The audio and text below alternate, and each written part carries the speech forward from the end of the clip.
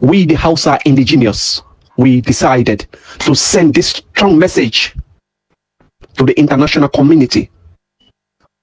We decided to send this message to the United Nations. This message should claim the attentions of European Union.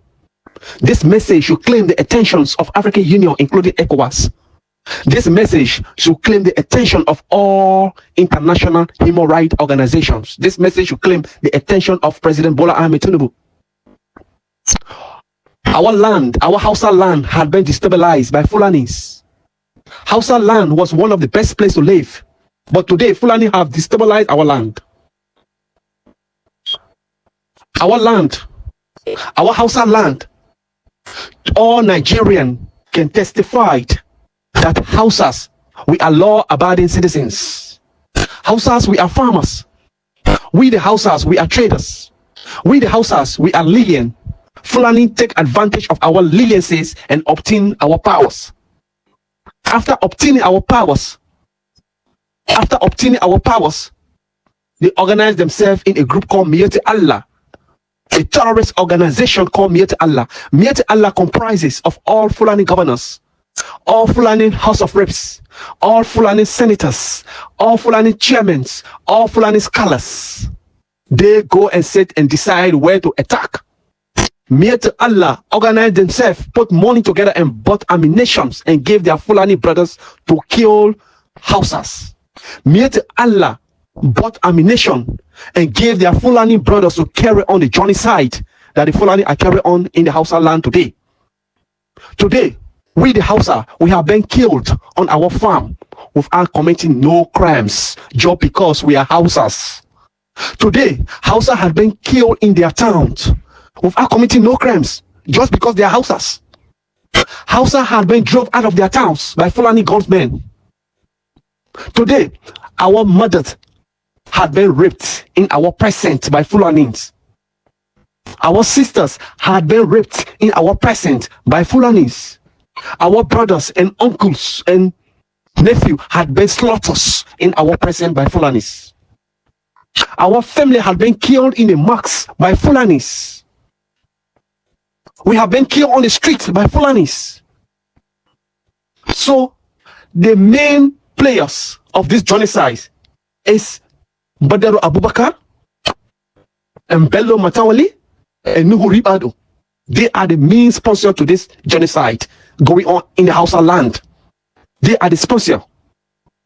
All the genocide in our land, these people are the more players. They are the key players. We know them. We are calling with big voice. We don't want to take the laws into our hands. We don't want to retaliate, but it doesn't mean that we are afraid. We are not afraid of Fulanis. We are not afraid of them, but we don't want to take the laws in our hands. Fulani has destabilized our society, our land. We are calling for quick intervention. We are calling. All the genocide are going on in our land is by Fulani.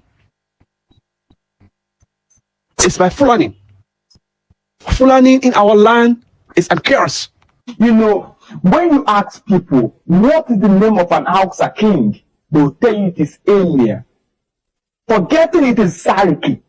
Because the Fulani is being projected. The Fulani hegemony conquered them to be ahead of them. So there is need for us to teach the Hausa child who he was before the jihadists. You know, when we talk about Hausa being conquered, you know, before the Fulani came, it was called Habe. Before Habe was conquered, there is something that we fail to understand. These people were existing before the Fulani came. And they did not fold their arms and was eating tuwo shikafa when the Fulani was conquering them. They fought. The kingdom Hausa, kingdom of Kebi, was conquered in 1805. Okay. Other kingdoms in the Hausa kingdom was fighting back because the kingdom of Katsina was conquered in 1807. Immediately the kingdom of Katsina was conquered in 1807. Magaji and Halidu committed suicide. He was the Hausa king in Castilla. He committed suicide. Magadin Halidu, he committed suicide. There is need for us to teach the Hausa child whom he actually was before jihad, so that he can know his heritage, so he can know his pride. We must teach them. If not, their own ignorance can affect the rest of the country. We must empower them with knowledge of whom they are, how unique they were, what they were called, the food they ate, the names they bear. Because most of the names you take to be an Hausa name are actually Islamic names. Yes, they are actually Islamic names. But the people are not aware of that. Before the Emirates, the Caliphate, the Sokoto Caliphate, the Bandu Caliphate, what was there? What was there? Teach the Hausa child. Teach them the legend. Teach them the legend of Bagajiya. Teach them when they were. Teach them about phenomenon of Zaza. Teach them about Magadin Halilu. Teach them these people. Because before you had what was called the Waziri, the Galadima, the Madawaki, the striking Rowa, the striking power, these people were people that were instituted by Uthman Danfodio as a centralized government when the Hausa kingdom was conquered. That was not the structure before jihad. That was the structure after jihad, introduced by Uthman Danfodio. And that is why indirect rule was easy to be implemented when Lugard came. So as much as we are teaching the Yoruba child about their laughing, about the Bashaloon, about the Oba, about the opening of eternity, about the Yemesi, as much as the Igbo child is aware of Okmara, aware of all title holder, also title holders, Ezemo, Umuada, the 8th grade, as long as they are aware about women riots, as long as they are aware of the Igbo landing in 1803, there is need to tell them, to tell the Hausa people whom they were, because their lack of knowledge of themselves can affect the entire country. Listen, the Fulanis are beautiful people. The Hausas are beautiful people. The Igbos are beautiful people. The Yorubas are beautiful people. What I'm saying is, people should be empowered with the knowledge of themselves. It is not wrong for a man to be taught who he was. Because as long as I'm concerned, the Hausa child is lacking knowledge of who he was, because it's not taught in school. The Hausa child is not being taught who he was in school, because the pre-colonial days of the Fulanis and the Hausas, the Hausa culture is not being reflected in that topic. It is the Fulani culture that is being reflected in the pre-colonial days of the Hausas and Fulani, because what the British met was a jihadist administration and not an Hausa administration. That is what I want you to understand, that the Fulani hegemony had already came before the Lugard came, and that was why indirect rule flourished. And we must make it pontificating as clear as crystal that the Hausa's kingdom fought back but was defeated, so that the people will know that our people actually fought back. And for a man to fight back means that he or she does not accept what was fighting him. That is why they resisted but was conquered. If they can have the mindset that they were conquered, they will know that we were people before these people came. There is need for that. And don't say it does not concern you, it concerns you. And that is why I give people free books to read, so that you will know what is going on. When I was in the West Africa, when I was in Nigeria, in the north, schooling in secondary school. One day our teacher, a Malam, came to the class and wrote and said, today we are considering a topic called the pre-colonial days of Nigeria. And he went to the board and wrote the pre-colonial days of the Igbos, the pre-colonial days of the Yorubas, and then he proceeded to write the pre-colonial days of the Hausas and Fulani. I said, excuse me, sir. He said, what is it? And he found his face because the class was used to me always asking questions. And I believe as a child, if I had them saying that curiosity kills the cat, curiosity will keep me alive. I said, excuse me. I said, what is it? I said, Malam. He said, what is this, son? I said, sir, you wrote the pre-colonial days of the Igbos, the pre-colonial days of the Yorubas. Why then do you write the pre-colonial days of the Hausas and Fulani? Why can't you teach us the Hausa man independently and then teach us the Fulani man independently? The Malam was shocked and he looked at me as if he has finally seen the definition of madness. But he was startled and puzzled to see such a question coming from a little boy. And then he says, son, what you asked is the deep question. But sorry, I cannot answer it because the textbook I'm using to teach you is government recommended. And there's nothing like that in this textbook. Pardon that.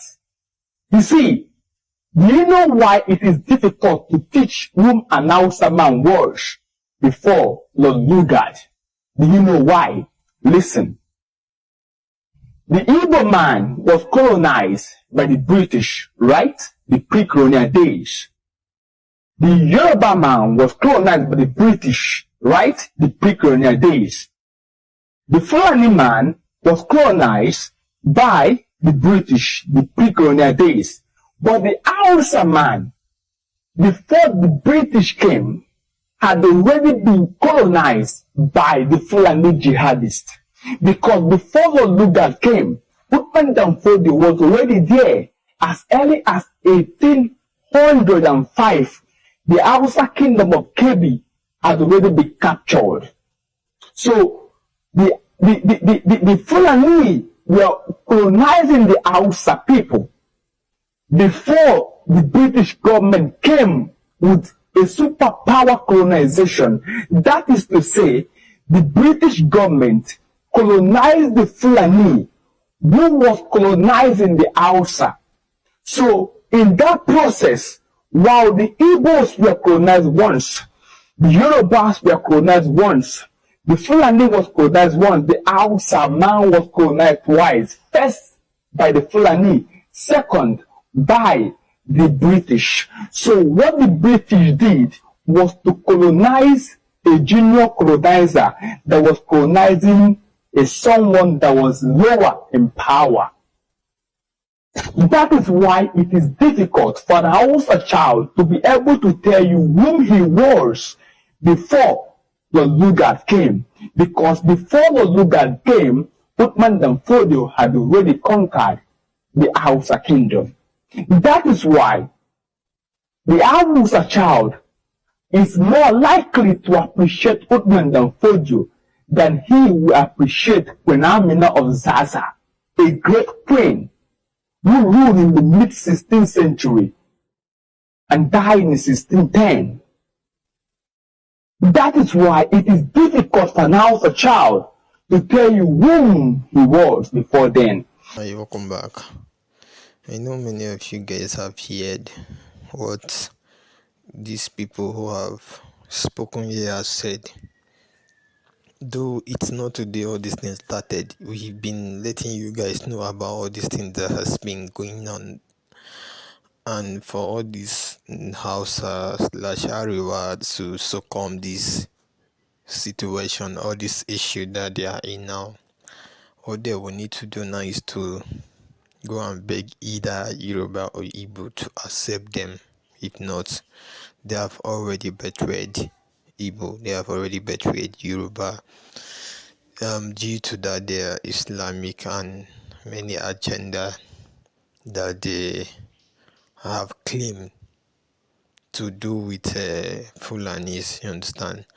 And the thing we those Fulani are even use or are using to buy them is that same jihad and many other things that two of them, see their forefathers had already fallen for Fulani, say not them be the people who say they bring them due to that jihad and many other things, but now who they suffer and them been think see all these things where them be to do that time, it go fit come affect Southerners. That is why they were in support of that then, but now everybody the issue now is everywhere, so no place is safe that you see that okay, these Fulani, this Hausa, they are arresting. No, now everybody dey face am, but na dem bring them, see na their brother wey dem be, but the only thing wey be say go fit help them, make them go beg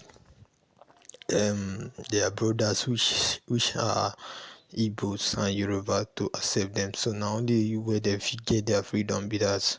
And for you, we see the else now. If you get anything when you want to talk on this matter, make it drop my inside comment section. And also, if this is your first time, you can like, share, subscribe. Thank you.